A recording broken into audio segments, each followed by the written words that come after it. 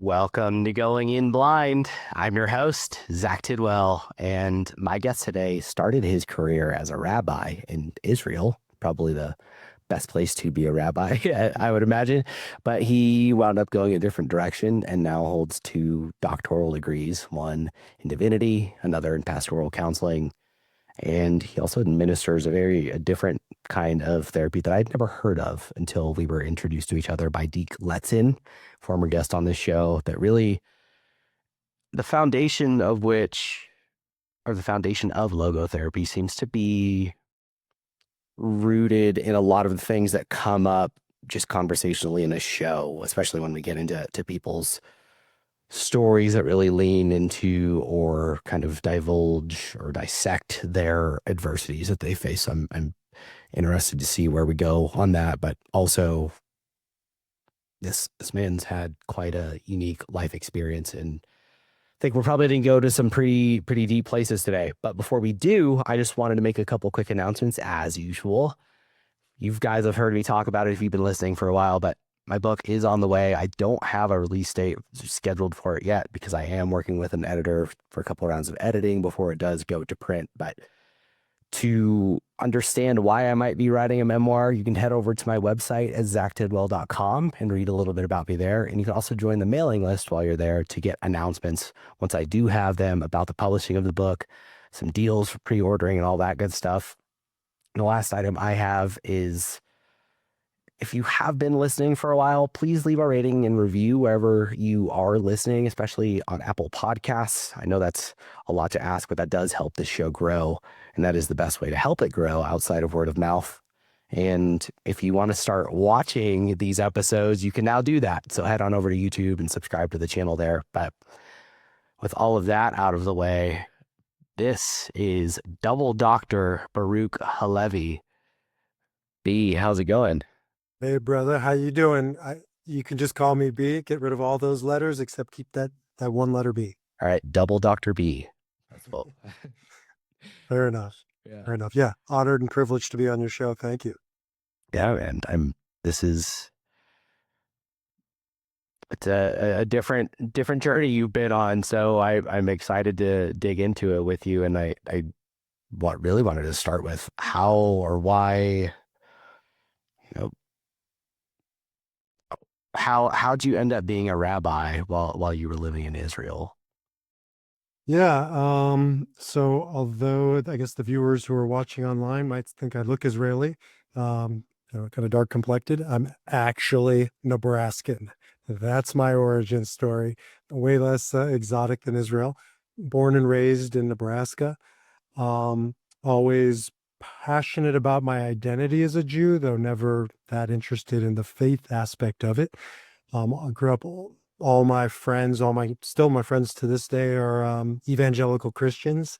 So I have a unique experience growing up as a, self-identified Jew and proud of it, and best friends with evangelical Christians. And they got me thinking about my faith when I was in high school, into college. Eventually, I decided to pursue, my faith as it wasn't a profession at that point. It was just studying and learning and growing. And that did take me to Israel, where I eventually I became a rabbi. So yeah. See, I didn't realize that. I guess it's been a couple months since you and I talked, and I intentionally tried keeping it kind of surface level because I told you I don't do the pre-show calls for these things, but Yeah, no, it's good. so that I can discover this stuff during these conversations. But so how long did you live in Israel then? I've lived there 3 times, and I have Israeli citizenship along with U.S. citizenship. The first time I was there for a couple of years studying, ended up going back to Los Angeles to a rabbinical school there, interestingly, and studying there. Met my wife. We went back for a year, testing it out. Wasn't the right time for us to move there. And then about, I don't know, 2015, I retired being a rabbi. And that's when I went to Israel full time with my wife and 4 kids. So I actually never practiced as a rabbi in Israel, which is a good thing, contrary to what you might have thought. And I heard you say it. Nobody needs a rabbi there, right? It's like saturated with rabbis. Yeah. Yeah, It's not a good way to make a living in Israel. I guess, yeah, in my romanticized version of it. I was kind of like, man, if there's a place to be a rabbi, like go back to the source kind of thing, I guess. But it's is how did what does she do? Was she also kind of down that path? So both of us really, neither of us grew up religious. And I mean, it was kind of a stereotypical American Jewish upbringing of, culturally, yes, bar mitzvah, all of the, the Hanukkah, but all of it was really outward facing or cultural. I was very interested in spirituality from a young age, and that wasn't the Judaism that I was presented with. I think probably a lot of your listeners, if they're Jewish, resonate with that, and we can get into that. But I was interested in spirituality. I actually didn't care where it came from. So my, origins, as I mentioned, were evangelical Christians. That was my exposure. My friends, I studied quite a bit. It never spoke to me as mine, but it certainly was fascinating, got me on a path.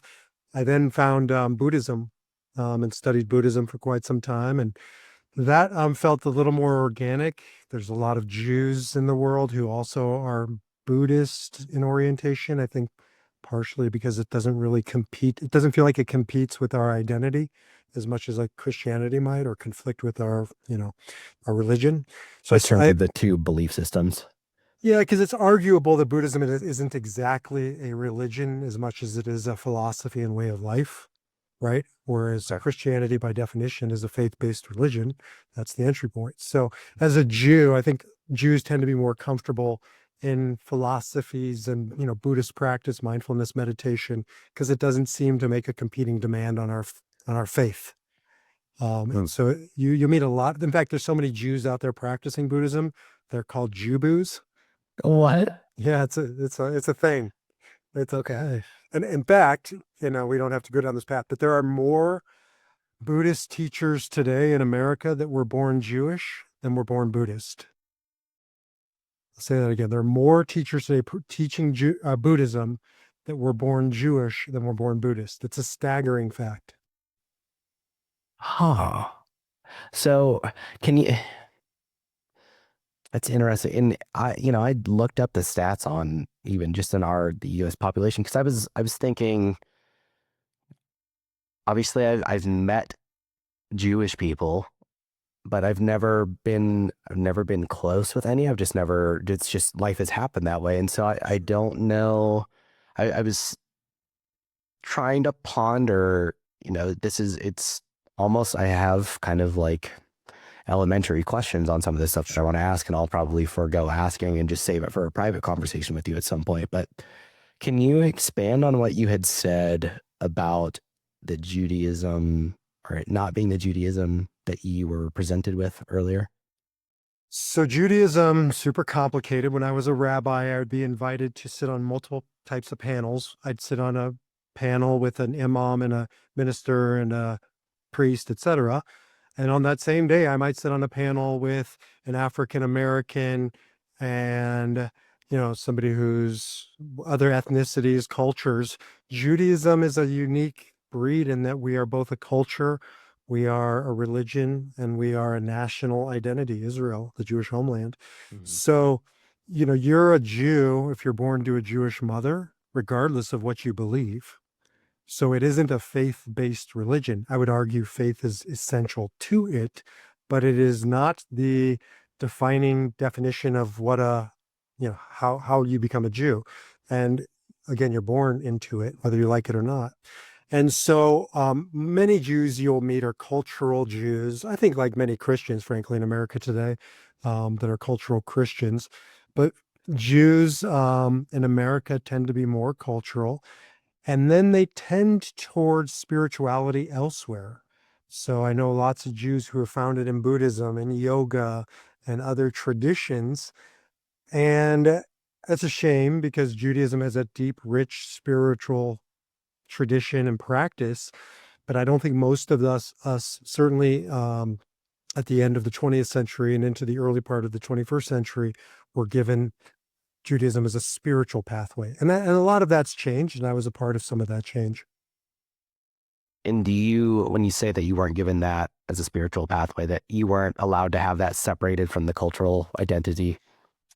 It's just that my home, although revolved around Israel, revolved around Jewish identity issues, God was never mentioned. Like, I don't think I ever heard God referenced in my house, which is weird since Judaism is a religion that brought monotheism into the world. And so, again, a thousand reasons. I'd say one of them is post-Holocaust. Lots of Jews in this country wanted to escape some of the outward performance of Judaism, the faith aspects of the tradition. And so many of us inherited a pared down, a watered down version of Judaism.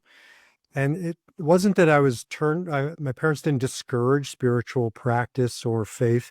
It just wasn't a part of our world, unlike, my friends who were Christian, and it was and still is organic to who they were. I didn't even know a Jew could pray outside of a synagogue. My friends who are Christian would just pray on the spot. Like they just love, free form prayer. I didn't really think it was a thing. Of course it is, but it wasn't the Judaism that I and most Jews were handed. And I've always, even again, coming back to like me considering and planning for this episode and thinking about it, like I've always considered it to be a very, or perceived it as a very private religion and almost culture. And then that's what led me into like reading about the what percentage of the population is Jewish in America, just to see like how come I haven't had many run-ins with Jewish people, and wondering why that might be. Do you, I guess I had never thought of it being that. I thought it was just more of the, I guess maybe the subculture was kind of self-isolating in a way. But when you were mentioning getting that watered down version, that did make me wonder, have you pondered what the source of that watering down might have been? Do you think that is because out of fear of further persecution even after the Holocaust and coming here where, you know, it was supposed to be safer? Mhm. It is safer, by the way. Yes. Yeah. So what do you think that that's where that stemmed from? Do you have you thought about that at all? I've thought about it ad nauseum. I'm sick of thinking about it. I'm happy to talk about it. I just want to think of it. Yeah, and I'll tell you about my departure from being a rabbi as well, because that's important too. Okay. So, Judaism is super complicated in America for multiple reasons, not the least of which is most of the people who came here, not all, but a lot of them, my great grandfather, as an example, was escaping something.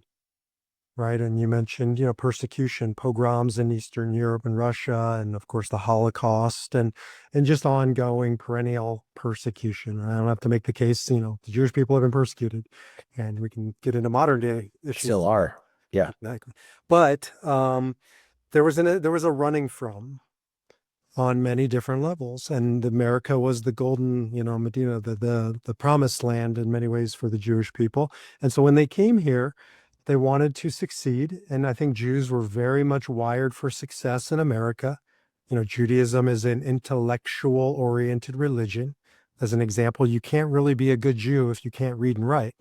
So Jews have always been disproportionately literate compared to the rest of the population. It isn't that we have bigger brains. Sometimes we're said, certain things are said, and that's a pretext to anti-Semitism. We're just oriented towards education. I think 80% of Jewish kids get a bachelor's degree, maybe 85%, 90%, whatever it is. And Which is way above normal. I think right now in the States, the average is that 4 out of 5 women get a bachelor's degree, and it's something like 1 or 2 out of 5 men. So like you guys are killing it. Yeah. So there are some ways we're killing it, and that's one way, and it really fit well with the American spirit and entrepreneurism and all kinds of areas that were closed, doors that were closed to the Jews outside of America began to open. And if they didn't open, we opened them. We started entire industries like psychiatry was started by Jews because they couldn't get into mainstream medicine. So if you look at the origins of psychiatry, psychology, it was Freud, it was Adler, it was Viktor Frankl out of Vienna, right? And these were reactions to being shut out of mainstream medicine or in law. Jews were shut out of the blue blood firms, the big firms in New York. So they started their own firms, and they specialized on litigation, which is nobody else wanted to touch. And the world changed, and those became important areas, and Jews were leading the way. So circumstance and resilience, and that is one thing the Jewish people do know well, is how to survive. But with that comes a cost. If you're living in survival, you start to focus on things to survive, and you don't focus on some of the, I wouldn't say luxuries, but the things beyond surviving, like spirituality, like, getting a deeper connection with your faith and your God. And my great grandfather never even talked about religion because he was working, like so many Americans, just grinding to make it here. So I think that's a big reason why. And another factor is most of the teachers of spirituality in Judaism, there's a whole area of Judaism called Kabbalah or Kabbalah. Kabbalah is the Jewish spiritual arm. And most of the Kabbalists, the mystics, were eradicated. They were wiped out in the Holocaust. Oh. So there's a lot of ramifications that came from the persecution across the ocean, and especially the Holocaust. And one last but not least, Jews wanted to blend in. Jews wanted to be accepted. So you have a lot of name changes, people dropping the Jewish name. I took a more Jewish name. We could talk about that. Most Jews got rid of their Jewish identity, or a lot of them. Here's a weird thing, but it's, I think, reflective of the times. Almost all Christmas songs were written by Jews, right? White Christmas and Rudolph the Red-Nosed Reindeer, and all of them written by Jews. Why? Because Jews wanted to fit in. They wanted to blend in. And so we adopted other people's culture, even if we didn't adopt the religion, and you have a lot of assimilation. So, yeah. And so it sounds like your parents were second generation, or were they third generation Third, Americans? third generation. Okay. So, and you still notice those, I guess the remainders of that assimilation and that watering down even in your childhood. Yeah, what really disrupts the assimilation, and this is relevant to today, is persecution. And so when Jews are persecuted, or when there's even the perception of persecution, Jews unite. So on October 7th, 2023, Israel was attacked by Hamas, as everybody knows, the worst atrocity since the Holocaust. And it was a rallying point for the Jewish community. The Jewish community has grown much stronger in the past 2 years because of the hatred that began on October 7th, and then on October 8th in America, all of the hatred that manifests here towards Jews, towards Israelis, and we're still seeing, pieces of that. Wow. And that, because you weren't presented with the spiritual side of things I guess, in the sense of the Jewish religion, is that's how, I guess, why spirituality was something that spoke to you, but not necessarily, like, as you mentioned, that arm of Judaism wasn't presented to you. Like, that's where that stemmed from, though. Like, I guess, where did was that something that you found on your own, or that was still something that was present in your household? No, it's devoid of my house. And this takes us into shared passion of both of ours. Suicide prevention. Like, my grandmother killed herself when I was 15 years old, my father's mother. And tragic, of course. But as I say, suicide is tragic, but what happens afterwards can become tragedy compounded in the way we react to suicide or don't.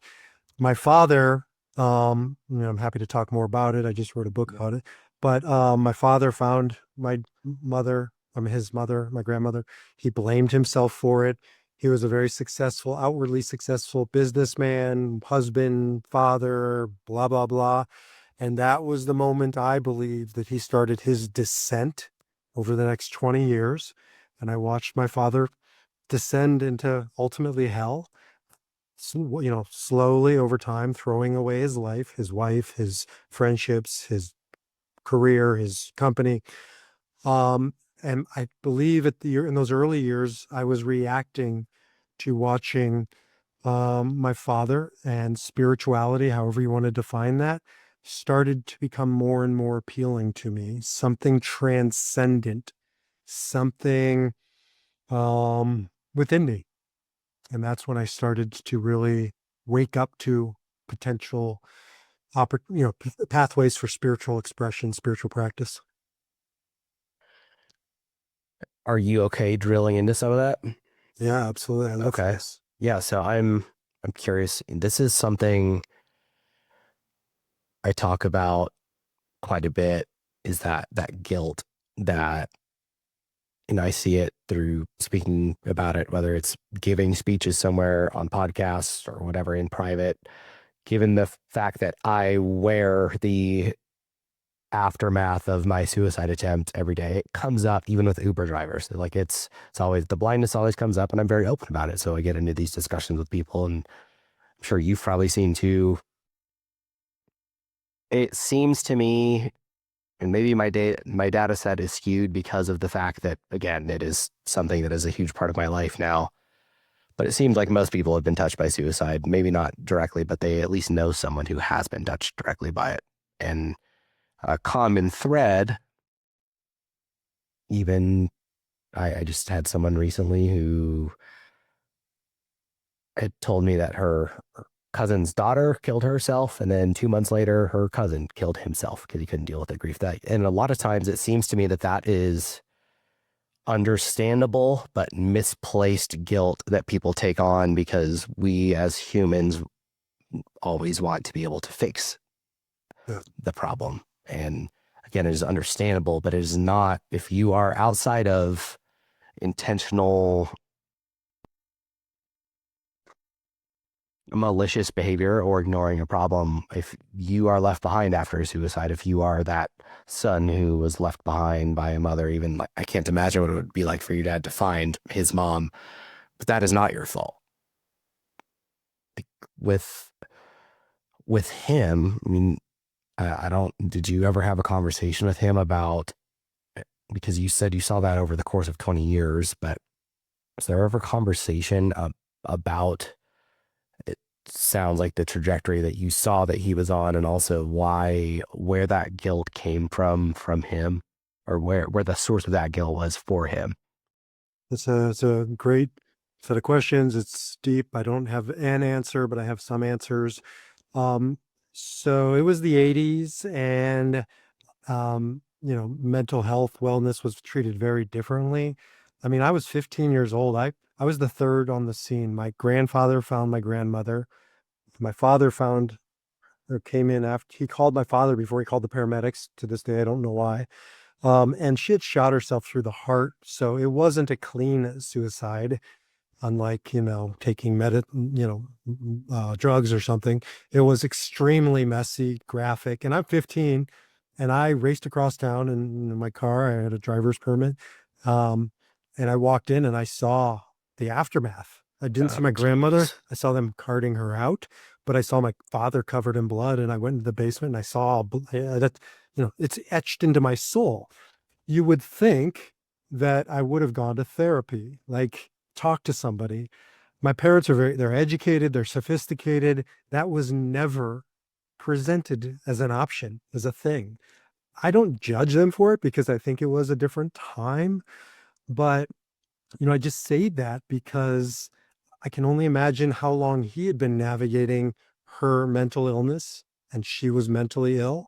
And I am sure he, on a myriad of attempts, tried to save her. This was not her first time. And I'm sure he personally blamed himself for whatever reason. It's not rational. So I don't even try and explain it rationally. But he did blame himself. And ultimately, um, he carried the weight of that alone. He didn't talk to anybody about it. He didn't share it. He didn't explore it. Maybe he did later on, but not enough. And yes, I reached out to him in 1,000 different ways at 1,000 different times, because my path was in response to that. I wanted to become awake, aware. I wanted to take these issues head on. I became a rabbi for this reason. And later, I became a therapist for this reason. I have spent my life, what I say, shining light into darkness, having hard conversations, because I believe with every ounce of my being, if we can, if we can't talk about these things, we can't heal them. And if Yes. we can't heal them, we perpetuate them and we're part of the problem. And our society talks about everything, like to a fault sometimes, sexuality to a fault, but not death and certainly not suicide. It's off limits. Do you think that's because we don't want to think about, generally, people don't want to think about their own mortality? For sure. Great book I read in college called The Denial of Death by Ernest Becker, famous book. And, so much of his philosophy is everything we do is in reaction to death. I wouldn't necessarily go that far, but I think that we live in a society. So a teacher of mine, his name is Dennis Prager. He has a radio talk show in LA, and every once in a while, he likes to be annoying, and he'll come on and he'll say, "Public announcement: the Department of Health just announced Angelinos. No matter how much you jog, you will still die." Right? Right? Okay. Because if you eat enough tofu, if you work out hard enough, if you take enough vitamins, you're not going to die. Like Yeah. we don't say it, but that's what we kind of fool ourselves into believing.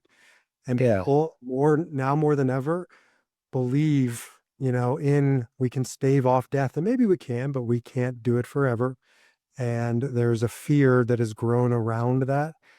And I think that that's certainly part of it. And I would say the other part of it is the shame of suicide. It's cloaked in, it's just drenched in shame. And we don't want to talk about things that bring up shame. Yeah, that is a uniquely uncomfortable emotion to feel. Get it? That's a different sting than it's a different sting than guilt. It's a different sting than just, anger, whatever it may be. But so that as a 15-year-old, you saw that and that shaped where you went. At what point, I don't think you did touch on, because I think I derailed you with that. When did you step away from being a rabbi? So that journey took me from about 15 to about 24 or so of just exploration. Buddhism, Hinduism, hedonism, that was my favorite. Um, and so I explored everything, everywhere. And in that process, I found my way to Israel for the first time. And it was there that I fell in love with Judaism for the first time, because in Israel it's organic. It's built into the rhythm of everything. So I grew up in a place where everything was shut down on Sunday, right? Blue laws and whatever, in Nebraska. In Israel, everything's shut down on Saturday, the Sabbath, Shabbat. So the world revolves around Jewish time in Israel, and it's built into the fabric of the culture, and spirituality and religion is so much more organic. In America, it's compartmentalized. You go to the synagogue to do, Jewish things. In Israel, the basketball players are Jewish, the truck drivers are Jewish. Judaism is happening all around you. So that was a part of my falling in love with it. I felt like an insider for the first time. I felt strong and powerful when I was growing up. I always kind of saw the intellectual, cerebral side of Judaism. Jews are, portrayed as wealthy and, businessy, not athletic, and, smart, not tough. And that's not true. But in Israel, it's definitely not true. And I identified and still identify with a very strong, powerful Jewish persona that Israelis embody. So I fell in love with that. I fell in love with the spiritual practice there. So it was just raw and real. And I decided, you know what? I want to do this. I want to teach this. I want to be a rabbi. And so that was my 20s. I became an ordained rabbi when I was 30-ish, and set out to bring that Israeli Jewish, I call it warrior Jew, just strong ethos to America, Hmm. to help Jews be less fearful, less intellectual, more spiritual. And I did that for 10, 15 years. It was 6 years of schooling and then 10 years of practice. And I did that. I loved it. And then I realized I'm losing my soul in the process, growing a large congregation in Boston, 3,000 people, and the demands and the bureaucracy and the politics and the money. And it just, I felt like I was losing myself. And I turned to my wife one day and I said, I can't do this anymore. I never mentioned it. My father killed himself. Maybe I did mention it. And it was around that time my father had killed himself. That was the sort of logical conclusion of his demise over 20 years. And he followed in his mother's footsteps. And this was at the time when I was starting to kind of wind down my career as a rabbi. And I said, I don't want to end up as number three. And I will, if I keep going down this path, if I keep living somebody else's life or doing this to make other people happy, I know with every ounce of my being, I will be a third generation of suicide. And I won't. And so I walked away. I've got several things I want to ask you here, but I think the most blunt one first. Did you struggle with guilt after that when you lost your dad? Only for like 15 years, right? Only for a book. Yeah. Can you put a finger on why, or is it kind of the things that we've already discussed where it's not necessarily rational, just like depression isn't rational and getting to that place where you're suicidal isn't rational, or was there more to it than that, like a more tangible thing? Did you ever see the movie Good Will Hunting? It's been a long time, so I'm not sure if I'm going to get the reference, but yes. Sorry, I'll describe the reference. There's a famous scene in it when Will Hunting, played by Matt Damon, and Robin Williams' character, Sean McGuire, are in this therapeutic session, and they finally have a breakthrough when Will starts breaking down because he was beaten, and Robin Williams holds him and says, "It's not your fault." And he says, "Fuck you, whatever." Can I swear? Sorry. I don't. I got a truck driver mouth, which was also a job hazard as a rabbi. I have a marine mouth, so you're fine. So then Robin Williams keeps holding him and says, "It's not your fault. I know it's not my fault. It's not your fault. Stop. Don't mess with me. It's not your fault." And then he starts crying and then he breaks down and then he's sobbing. And there's a piece in every boy, every child that just feels responsible that things done to us and the things that we should have or could have done. In my case, my father was wonderful to me, but he was terrible to himself. And it's not rational. It was my feeling that I failed my father as his firstborn. I was on my ascent. I was growing in my power and my knowledge. I was a rabbi. I guided people for a living, and I couldn't help my own father. My grandmother was clinically depressed, and she went through a lot of electroshock treatment. And this was the 60s, 70s, 80s. So it was very different than today. And Yeah. she was a shell of a human being when she killed herself. My father was not. And people want to tell me, well, he must have been clinically, mentally ill. Bullshit. I won't let him off the hook that easily. I want him to be accountable. He he fell apart under bad choices, throwing away his life, accumulating debt, getting to this dead end in his life. He was 60 years old. He had virtually nothing. And it was from his perspective, I imagine, an elegant exit from his problems. And he left us holding all of his problems. And my first reaction was anger. It wasn't, it's my fault. I was furious for years on end. And that did give way to what's underneath anger for people in general, men in particular, usually sadness. It was very easy for me to be angry. It was very hard for me to feel sad.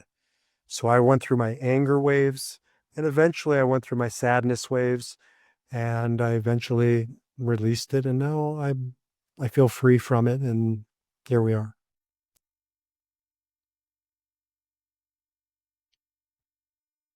When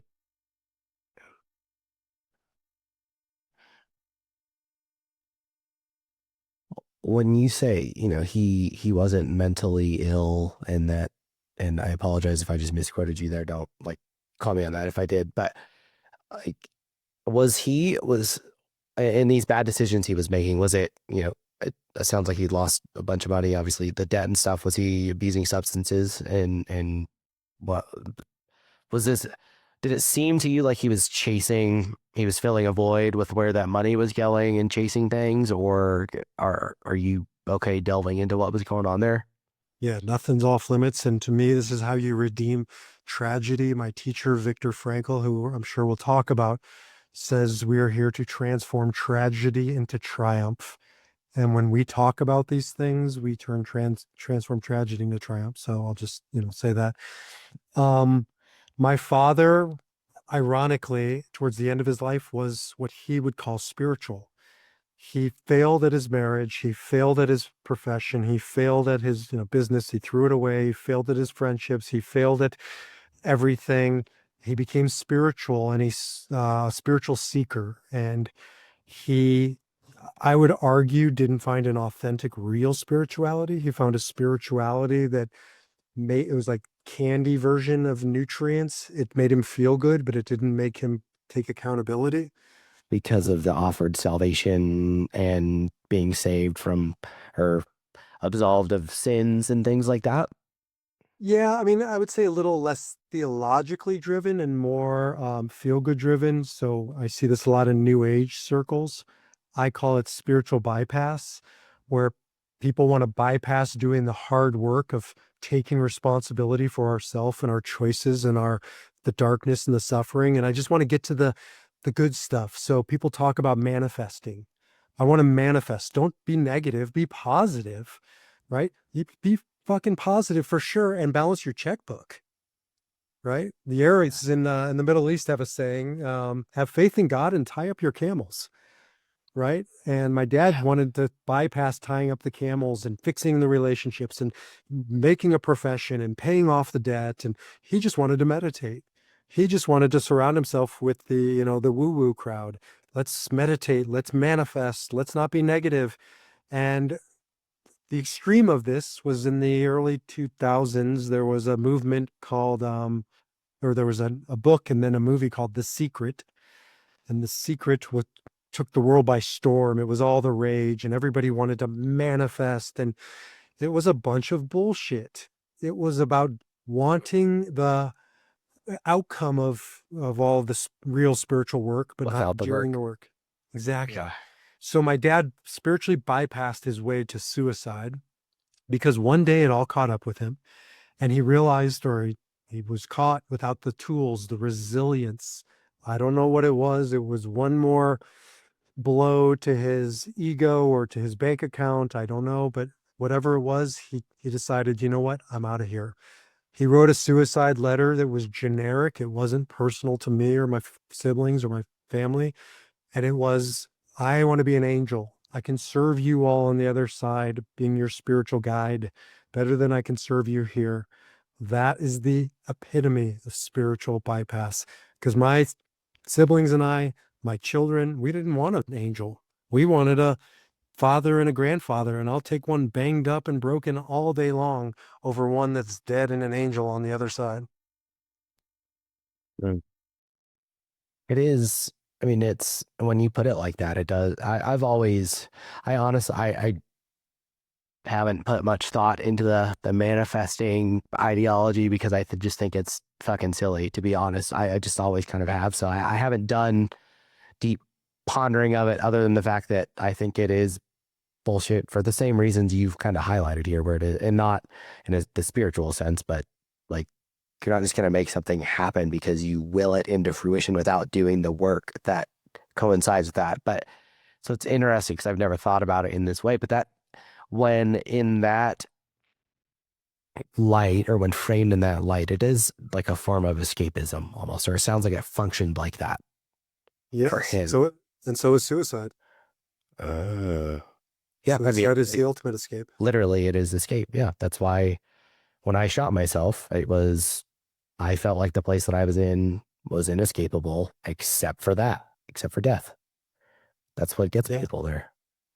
And I am passionate about helping people do one thing in this lifetime, take responsibility on radical responsibility. This comes from my work of being a logotherapist, but Viktor Frankl, who bore out his school of psychotherapy in the Holocaust. He had created logotherapy prior to the Holocaust. He lived it in the Holocaust. His wife was murdered. His child was murdered. His parents were murdered. His brother, his sister, his family, his friends, his community, stripped of everything. 4 years in a concentration camp. You know the story of the concentration camps. And he said, this is the last of human freedoms, to choose one's attitude in any given set of circumstances, to choose one's own way. And what he said, and he documents this in his book, Man's Search for Meaning. He's got 40 books. That's his most famous. And he built an entire school of psychotherapy around one thing. You always have the power to choose your response to whatever circumstances bring. And that's why I believe deeply that we must take responsibility for our life, and suicide is not taking responsibility. Yeah. And that's why, I mean, that's what I was talking about when I tried doing you some justice and introducing you, where I was like, these are things that come up on here a lot, meaning purpose, choice specifically, and that perspective is a choice, which I hadn't heard of logotherapy until when you and I met. And I also hadn't thought about, I've taken responsibility for what I did. I haven't thought about, the act of shooting myself being not taking responsibility though, but I think you're right. I do think you're right. And it's interesting. At what point did you read this, discover logotherapy? I know Viktor Frankl is just a pivotal figure, but was this all after your dad killed himself? So no, I was introduced to Viktor Frankl when I was maybe in rabbinical school. I was a young man, and my grandfather gave it to me to read. It's a well-known book, to the point where the Library of Congress named it as the top 10 most important books of the 20th century. So it's really a definitive book for anybody going through struggle, who feels like they can't hang on, they don't have a choice. Viktor Frankl's book has saved, I think, more lives than, can be counted, thank God, because it is this idea that ultimately we have responsibility to choose and he calls it response dash ability, the ability to choose your response. So that's bound up in that word. And it always just struck me as true. I've written two books a long, long time ago. I have a third one coming out, and I referenced Frankl in them. So he was part and parcel of my philosophy. But after I stopped being a rabbi, I needed to find what to do, and I wanted to just counsel people in general, men in particular. And I decided to go back to school and study, and that's when I just immediately went to Viktor Frankl and formally studied him as a therapeutic practice. But he's been a part of my life for a very long time. And so that's when you went for pastoral counseling. Yeah, when I was a rabbi, I got a doctoral degree in pastoral counseling, and later I was I earned a divinity degree, and so those kind of formed the foundation. And then I went back later and I got trained as a logotherapist in his school of thought. So that was after the fact, and um, I would say that, and then another tool that I use really has informed the way I counsel people, and that's called the Enneagram. It's a personality typing system. And so for the past 15 years, I've been doing a combination of spirituality, Kabbalah, mysticism, and Viktor Frankl's work and the Enneagram, sort of weaving that together as my pathway of healing for myself and others. And I want to come back to some of that stuff because looking into that more, I have some questions about it. But I'm curious, with either of those degrees, it sounds like it might be for, I guess, just based off the title with the pastoral counseling, but is clinical training a core part of either of those degrees? Or how does that work in terms of you becoming a clinician and administering therapy now? Yeah. So my doctoral degree is in pastoral counseling. I kind of call it the jack of all trades of counseling. It's designed for practitioners. Is not designed for clinical. So I don't deal in clinical care. I don't bill insurance. And then in this day and age, I see myself more as a coach. We can talk about that distinction. But pastoral care involved all kinds of practicums, all kinds of real world experience. And that was what I was concerned with, and still am concerned with. When I have people who are in need of clinical therapeutic care, I direct them to referrals. My work tends to be now specifically around with men. And I say good men who want to become great men. Doesn't mean they're not broken and banged up. But I tend not to work with people who are deep into addictions and deep into, clinical diagnoses. But again, I think it says that all good men who want to become great men. So that's really my passion and my training, if you will. Okay. I didn't realize that. I thought that I knew that you offered some of the men's groups and things like that. I didn't realize, I guess I thought that you were in the clinician realm more so than the coaching realm. So we can get into that too, but, and that, because that was one of, in looking into logotherapy, I saw that is scientifically supported, but the Enneagrams aren't necessarily. And so I was curious about how all of that plays in together, and maybe that, I guess maybe first to become a logotherapist, since that wasn't necessarily a focus of your degrees, is there certifications, like accredited certifications that come along with that, or how does all that work? Yeah, usually it's an add-on to an existing degree. So I have a doctoral degree in counseling, but I didn't have a specific area of focus. And that's why I went Okay. back and got trained with a focus in logotherapy. Logotherapy there's only one school in the country that offers a doctoral degree in logotherapy. And then there's a diplomate program, which is what I went through, which was, I think it was 2 years of study and training and practicum. And it's essentially, it's an add-on to an existing degree. Although I do think it will be a standalone, just like Jungian psychotherapy is a standalone today. They were contemporaries. I love Jungian psychotherapy. I think it has tremendous what to say about, the human psyche. I think Frankl's has as much to say. And one has become popularized and one has not. And I have my thoughts on that, but bottom line is, I don't know if it's scientifically validated. I know that it's true because I see it here's what logotherapy is in a nutshell. Freud and Frankl was Freud's student. So Freud came along and invented, psychoanalysis. And essentially, psychoanalysis or Freudian therapy is we are here to avoid pain and get pleasure. And his student, Alfred Adler, created the Adlerian school of thought. And his was essentially, we're here to avoid being powerless and to gain power. And Frankl walked away from both of those schools, started his own, and said both of those are true, but they're not absolutely true. What is absolutely true is logos, meaning. We are here to find and live a life of meaning. If we have meaning, purpose, why, we have everything we need. And his thesis, I believe, is the most true thing I have ever found, that a man or a woman who has a meaning, who has a purpose, who has a why, will figure everything else out, will choose to stay alive. And that's what I do. I help people discover and live that purpose, that why, as an antidote to suicide. One of the things that I read, I'm paraphrasing here a little bit, but one of the tenets of Frankl's beliefs in that was that, there is meaning behind basically every facet, every experience in life. And it sounded to me like that kind of ties into maybe his views on perspective, and that there is meaning in everything when you choose to find it. Yeah. And am I before I go on, am I misinterpreting that, or do you think that I'm misinterpreting that? That is rock solid. Okay. And so that led me just kind of pondering on it more. And I'm curious what you think about this.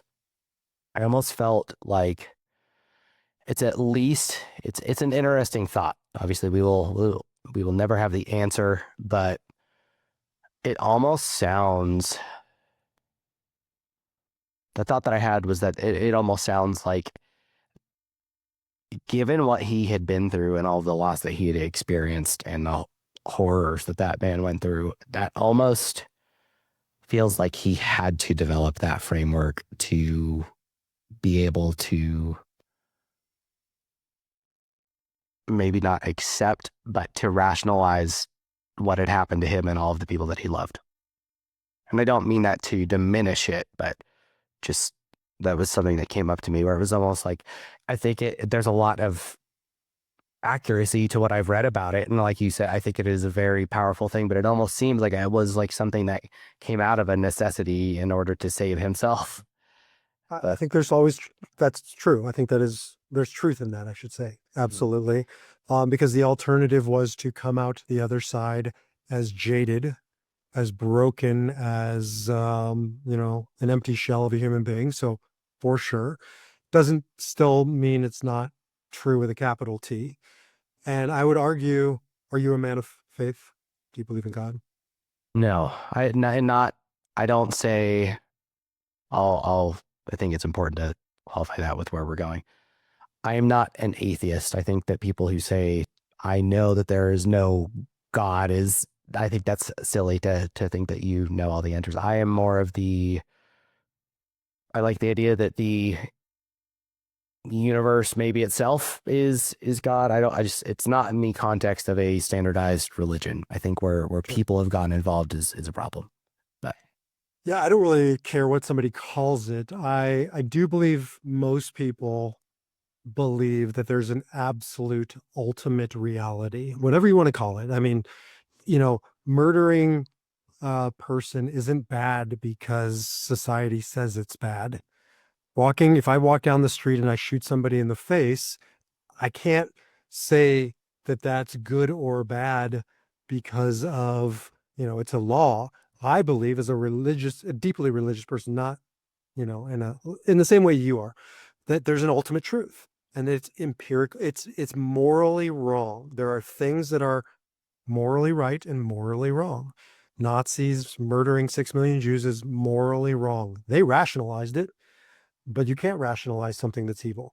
So anybody who at least is willing to make that claim that there's an ultimate reality has to say that there's ultimate purpose, right? We may not know what it is, right? But that it exists.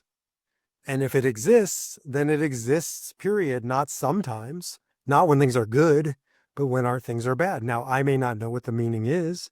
It's not for me to tell Zach what the meaning of his suicide attempt was. I can't know that. This is your journey. Only you can decide if it's there and what it is. But I, as an outsider, would say there's always meaning. It exists. I don't make it up. This is a big aspect of logotherapy. We don't make meaning. I'm going to turn lemons into lemonade. Meaning exists, like the ultimate reality exists, like the spirit exists. And our job from a logotherapeutic perspective is to discover what it is. And so you can say, well, B, that just sounds like a way to feel good and to, again, turn negative into a positive. And I would say, okay, well, I can live with that as a baseline. Well, I think that's a better alternative than succumbing to the tragedy. But I will make the case that there is meaning, and Zach's meaning is for him to discover and transform tragedy into triumph. And if I can be so bold as to say, when I listen to your words, when I listen to your podcast, when I feel your presence as a human and the work that you're doing here, I have to believe you've discovered meaning in the tragedy and you're transforming that into triumph, if not for yourself, then for other people. I do agree. And that's why I feel at least, and internally, that's how I feel about it. Whether other people agree with that, it doesn't really matter to me. I feel this is a, I've ended up with a really beautiful life despite all the shit that I've done to myself, whether it was the suicide attempt or the stuff that I've been through almost entirely out of my own doing afterwards. And it has, I've been able to find a sense of purpose in all this that it drives me. And so I agree with that. That what I had said about that,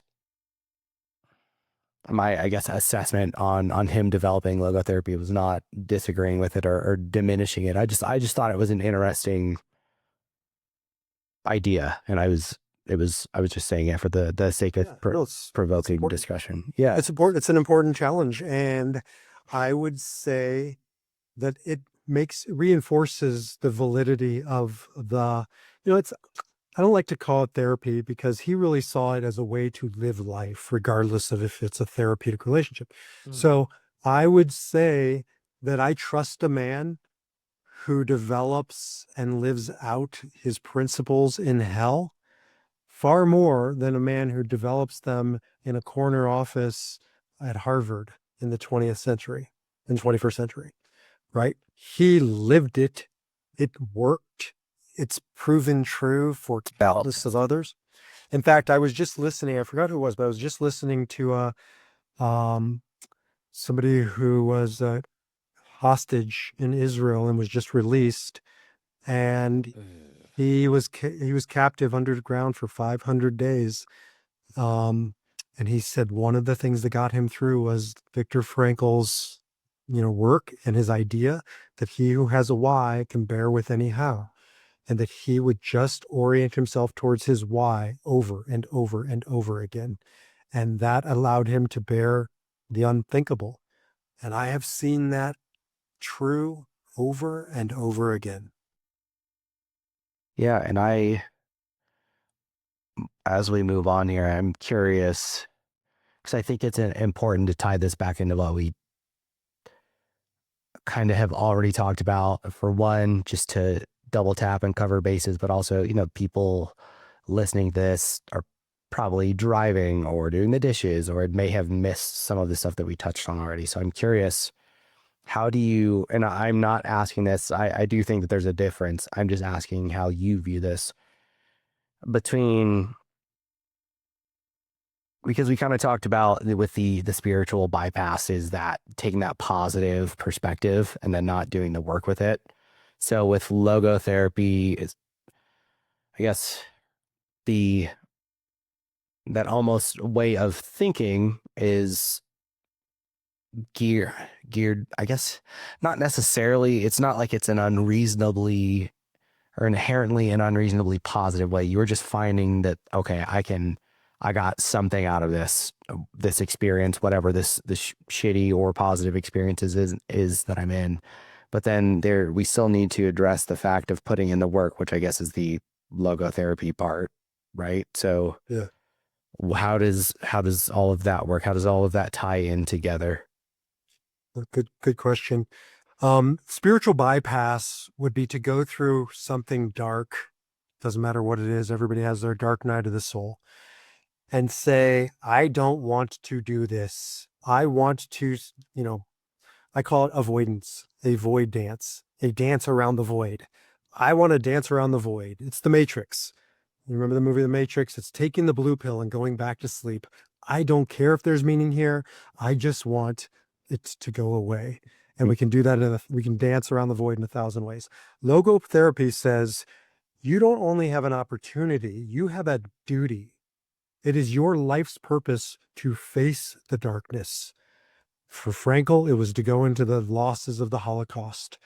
For me, it's to go into the losses that I've experienced of my father or my grandmother's suicide or whatever, and face it and get in there and work through it and discover what's mine, right? There's something in there for me that nobody else can fulfill.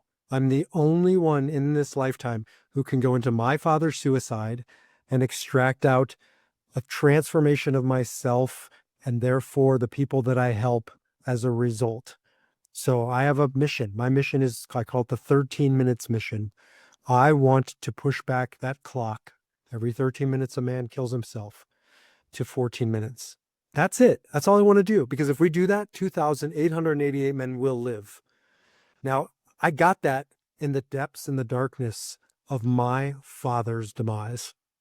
It was not spiritual bypass. I went in and did a fuckload of work. And I've been doing it for 18 years and I'm still doing it. So it makes logotherapy in Frankl's worldview makes a demand on me not to dance around the void, but face it, get in there, figure out what's yours, take what's yours and take it out to the world, transform tragedy to triumph. Is any of this in your work specifically, is any of this one-on-one or is it all group stuff? I have two ways to work with people, one-on-one, and now I work exclusively with men to do this kind of work. And I'm moving more towards group work. I have fallen in love with men's groups. It is transformational to do this in a group setting.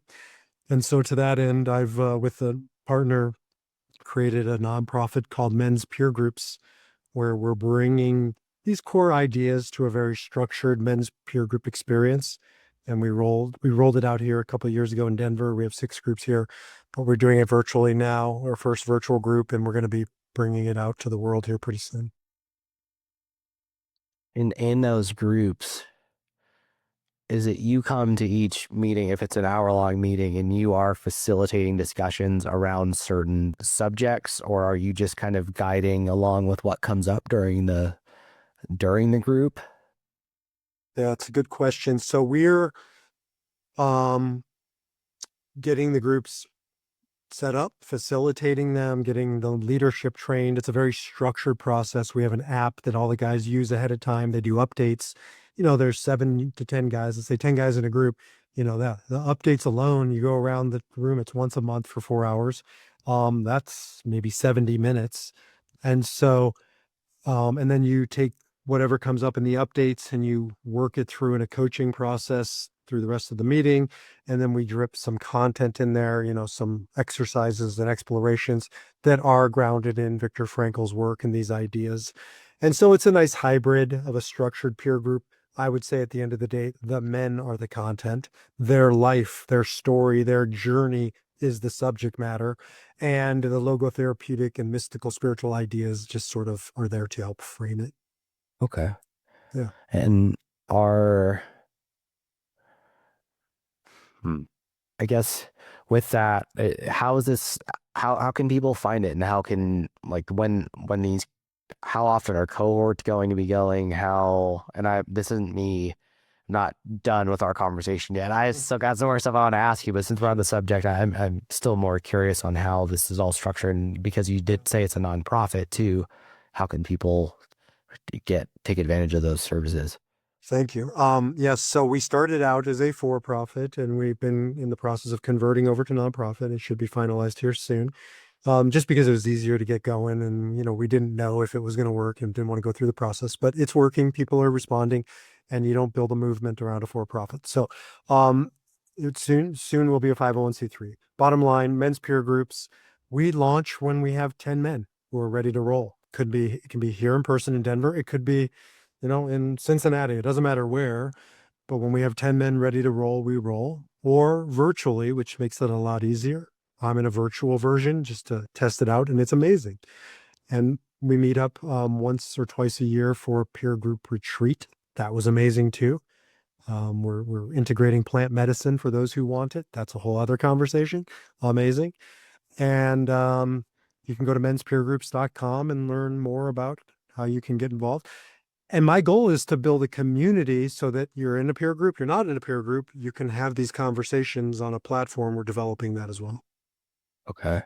Yeah. And it's as you spread those tools to people, then they're able to, even if it's just in passing with other people or just in their friend groups where then someone else is struggling, that knowledge will go forth and spread, even if it's not in such a structured format. And it's powerful.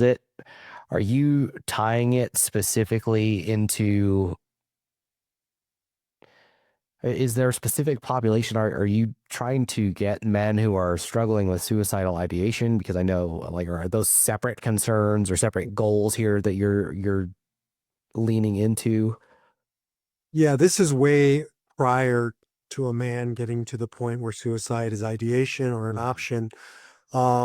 Not that I would turn somebody away, but this is for men who want to live a life of meaning, of purpose, of authenticity, of connection, particularly through the help of and support of other men. um, so that you don't get to the point where my father was. I know with every ounce of my being that if he had a men's peer group, he wouldn't have killed himself. He would have been held accountable for years prior to that. He would have had men checking in on him. He would have been telling the truth to the men around him. The men in my peer group I've known for a couple years now, these are my brothers. I would know if they were moving in a direction that was sabotage, right? We have checks and balances in place. And, there's no bullshit in these meetings. Like, you can't come in and say, I'm fine. That was my dad's mantra for years. I'm fine. You'll never get away with an I'm fine. If you want I'm fine, then don't come to a men's peer group. You're going to be called out real quickly because nobody's ever fine, right? You might be good. You might be great. You might have a terrible day, but fine is bullshit. So I believe that men's peer groups will save lives, getting out way ahead of the point where a man's ready to kill himself. Okay.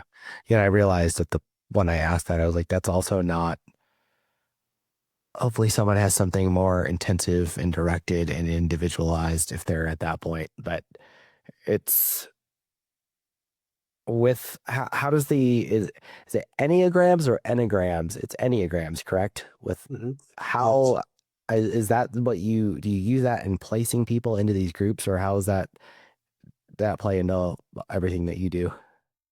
Originally, we did. The Enneagram is an ancient personality roadmap. It's probably 2,000 years old. It's, usually thrown into the ring with DISC and Myers-Briggs and Strength Finders and all these things. But I would argue it's infinitely more complex and interesting because it is so old. Um, it's a great personality typing system. To me, it's a tool. Like, it is not my why. It's a what or a how. And so we originally we did, and we came to realize that, you know what, the best way to group men together is to just group men together. Who are we to say that this personality type doesn't need that personality type?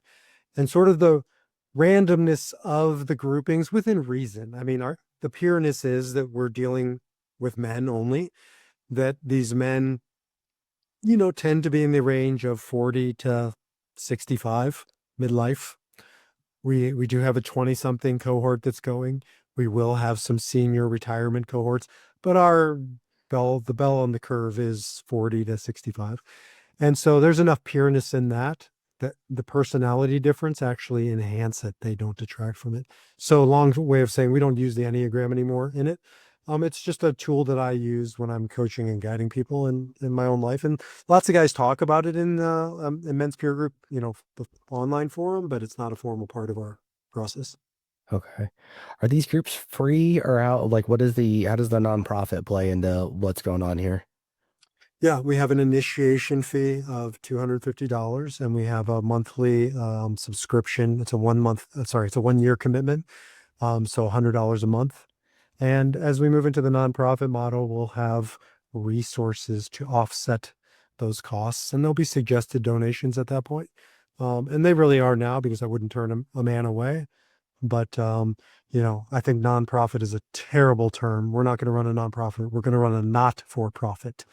I plan on generating a lot of revenue profit. I don't want to take it home. I want to fund the 13-minute mission with that profit. Yeah, it's still a business, and I honestly I don't think I ever knew that until after I was blind and I started, going to nonprofits like for skiing or whatever the other things that I was doing. Like, oh, it is a business. It is just where the funds are going. Really, is kind of what That's the way it should be. defines it. Yeah, I don't think that's the way it's often treated, but yes. yeah. Unfortunately, but so. I think earlier you had mentioned on something to the effect of making a great man. Is that, or I feel I'm misquoting you there. You said something to the effect of helping men become greater men. Am I misremembering there? Yeah, like a friend of mine always says to me, you don't have to be broken to want to be whole. And I think oftentimes we think of groups, like recovery groups, which thank God they've saved lives probably more than, all therapists combined.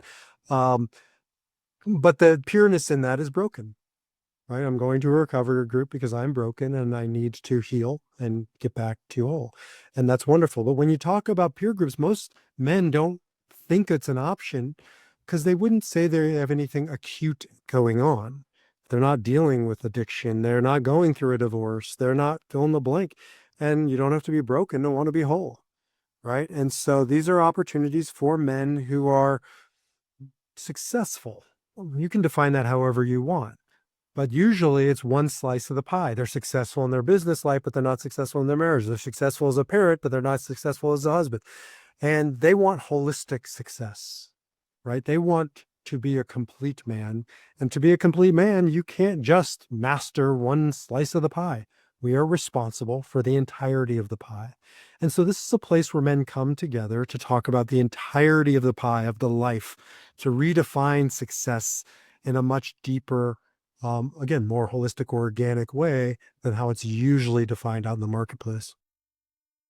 Yeah, and that was going to be my question is that to you, what is a great man? And it sounds like it is a well-rounded man who's tending to all of his responsibilities. I mean, that's Yes. wraps it up, I guess, in a succinct statement. Yeah, to be responsible at the deepest level, to take responsibility, Viktor Frankl has a famous quote that says, between stimulus and response, there is a space. And in that space lies our power to choose our response. In our response lies our growth and our freedom. Between stimulus, shit happening, and either reacting or responding, there is a space. And his work comes down to you can either react or you can respond. You can't do both. Reaction is unconscious, it's autopilot, it's survival. If a car is about to hit you, please do react. Jump out of the way. But you can't live your life in reaction, surviving. You know how many? I did 500 funerals as a rabbi. I can't tell you how often I would check back in with the family years later, and they're still surviving. That is no way to live. We are not here to survive the death of a loved one. We are here to live, to thrive, to double down, right? This is our purpose. We're not just here to stay alive. And so a responsible man doesn't live a life of reaction. He responds. And so the work I see these men doing is they're taking back mastery at the deepest level, and they're mastering their lives because they're not living in reaction. They're no longer, doing the job that their parents want them or pursuing the paths that their spouse wants them or whatever. They're taking responsibility for their life, their choices, and they're living their best life. And I think that I know that definitely extends outside of just times of pain, where whether it's loss or loss of a person, loss of a job, loss of something meaningful in your life, like that is a lot. And I've done this before too, where especially while I think, especially while I was earlier on in my recovery after shooting myself in that first like year and a half, even though I was like making progress in terms of regaining my independence. And then definitely when I was in the middle of my alcoholism, like where we do just a lot, it's easy to fall into if you don't pay attention and really take inventory of your life. It is very easy to fall into that autopilot mode where maybe the word that can be interchanged with existing or with surviving is existing, where we are just going through the motions and things. I think that is where it seems to me that existing, or if you want to call it surviving, still like I think that's where like a lot of midlife, or even you hear people talk about quarter life crises come from, is that realizing after having been on autopilot for some time, like, oh shit, now it's what have I done? What is all this waste that I've done? I realized that I went through that in recovery from my blindness where I was like 25 and I went through my midlife crisis at 25 or whatever it was. It was very eye opening for me. Do you see that a lot being, when I say that existing, not necessarily just being surviving after having something horrible happen, but just the existing generally in life being a common source of angst in these men's lives that are coming into the groups? 100%. I would say the biggest challenge that human beings, but I focus on men, face today is feeling powerless, which is ironic because men are, always accused of having so much power, white men and all these hierarchies and whatever. And well, if that's true, then why are men 80% of suicides? Right. And I could go down all the deaths of despair, all of these statistics. Men are suffering, men are struggling, men feel powerless. Um, and I would argue that it's because we put our power into the wrong things. We put our power into the externals, the job, the profession, the money, the body, the fame, the fortune, all the bullshit. And of course you're going to feel powerless because life is going to strip you of every fucking one of those things until it strips you of you. So if your definition of power is things external, you're going to live a life of perennial powerlessness and get smaller as the years go on. However, there's another way to live, and that's this idea that you can take back your power to choose your response. You know how many men I work with who say, my wife makes me feel sad, angry? You're a grown ass man. Nobody can make you feel anything. You choose to feel sad. Take responsibility. You stop being a victim. You're not a victim of your circumstances unless you are. And that means I'm giving my power to my circumstances, to And my that is a wife. choice. Yeah. That's the only choice. I don't have a choice over walking outside and what happens to me. I only have a choice as to how I respond to whatever it is. And so that is the work that a man must do, is take back our power to choose our response. That is kind of a paradox almost though, because of and it's not like it's an impassable one or something that we can't do anything to fix it. I think it does come back to awareness, but in leaning into those external measurements, I guess that is how American culture is set up. That is how, they are measurements. That is how, from the outside looking in at other people, like that is what in general our culture here kind of values. It is the job, it is the car, it is the physique. And I say the physique part with an asterisk because we should value health. We should value fitness to an extent, not, to the point where you're getting bicep implants and Brazilian butt lifts and stuff like that, but like real health. But the other entirely material things, that's our, again, it's keeping yourself in check, which it seems like is one of the intentions of these peer groups, is that accountability. Yeah, there's everything right with taking care of yourself. There's nothing wrong with being fit. There's nothing wrong with driving a nice car. There's nothing wrong with having a great profession. There's nothing wrong with having a lot of money. However, what do we call money? It's a means, right? It's not an end. And when Yeah. people turn the money or the car or the body into the end, then you're headed for hell because everything will be stripped from you eventually.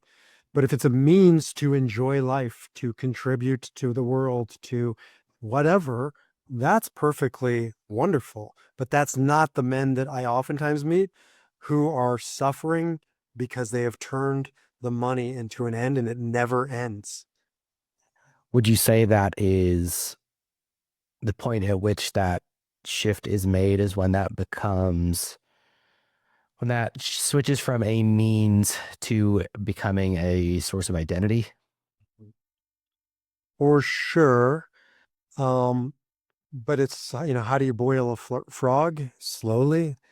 Like it's such a slow burn Yeah. that we just slip into it. I do too. I mean, I'm not beyond this stuff. And that's why we need men's groups or accountability partners, coaches, therapists to hold us accountable. I'm writing a book. I'm basically publishing. It should be out when yours is. I look forward to following you up the ranks at Amazon. And it's called The Guy in the Glass, and it's a poem that was written in 1934 about going to the mirror and respecting who you see. And it's, the poem says it's not your mother or your father or the people around you. If you don't respect the man staring back, you got nothing. right? And the only way you respect him is by accountability, holding him accountable. And the only way we as men can be accountable is through other men. I have not seen an alternative to having men around you who hold you accountable to that best version of yourself. I don't agree that that's the only way. I think you can do that on your own. I think that's harder, but I do think that's a great mechanism to do that. And I don't mean that I'm not shutting down what you just said. I just think it doesn't have to be on others. I mean, that is, discipline is a role in those things. But I think let me challenge so we can get into it. I like challenging. Yeah. That's good. So I have not yet met a man who is truly responsible, accountable, a true man at the deepest level who isn't in relationships. A wife, a kid, a parent, whatever it is, they're accountable to somebody. The men that I meet with the least amount of accountability, the bachelors who are in their 40s or 50s, and it doesn't mean you have to be married. You might have a child or you might, whatever it is. But if you don't have a partner, a person, right? Because Viktor Frankl talks about Maslow and Frankl would argue Maslow's hierarchy of needs, that pyramid at the bottom basically is what's the top of it? Self-actualization. Frankl said to him online, you can YouTube this, you're wrong. You can't be the best version of yourself until you transcend yourself. Self-transcendence is the highest form of being human. And I can't self-transcend myself on a desert island. I can be disciplined, I can be rigorous, but I can't know that ultimate act of accountability, which is called love, giving it and receiving it. So maybe we're saying the same thing and I'm just taking it to the next level. No, and I think maybe I may have misheard or even mistook what you said. I thought you said specifically it needed to be, a group of other men that need to be, whereas I think that's a different point. And again, that's why I think I probably just misheard you, because that's a different point than what you just made, where it is, we all have, hopefully, you have forms of accountability and maybe not so direct ways where you're showing up intentionally to speak with other people about that accountability. But whether it's your job responsibilities, your bills, the people in your life, where I think the biggest actualization of that, like you said, is that like a loving relationship, and that the trade-offs are not the trade-offs, the give and take that come from that, I think, mutually come from that. But yeah, I think we're on the same page. I think I probably misinterpreted some of what you said or something. No, you heard right. I tend to overstate. I'm an Enneagram 8, a challenger, a disruptor. I talk too hot and passionately and say things that I don't even always believe with. So thanks for calling me on it. But along those lines, I don't call it, Jordan Peterson calls it Peter Pan syndrome. Like Peter Pan is the boy who doesn't want to grow up, and he runs with the Lost Boys, and he lives in Neverland, and we're breeding a Peter Pan culture. And you want to become the best version of you, then get married and have kids as a man. Sorry. Like, it is the best version. It's not the only way, but it is certainly an important way. Yeah. How many kids do you have? I have 4 kids. Jesus Christ. Yeah, nothing to do with it, man. That's the other team. Busy man. Well, Here. you've dropped a lot of knowledge, man. I've really enjoyed this. So I think I love when we can get into on here more than just someone's story and actually get to see how they think. And this, they give where it's like, I disagree there. Let me push on it and see. Then you push back. These are my favorite kinds of conversations I have on here. And I appreciate you being willing to do that with me. But you've seen like a quotes man, so I wanted to see if you have a favorite Viktor Frankl or someone else quote that you want to leave people with as we wrap this up. But maybe tell everyone where they can find you first for everything. I know you've already said it once with the men's group, but Yeah, so they can find me at either B Halevi, letter B Halevi, HALEVI.com, or menspeergroups.com for sure. My favorite quote, I would say it's not the favorite quote, is Nietzsche, who said, "Verily, I have laughed at men who thought themselves to be good because they had no claws." My work is to help men become good because they have claws.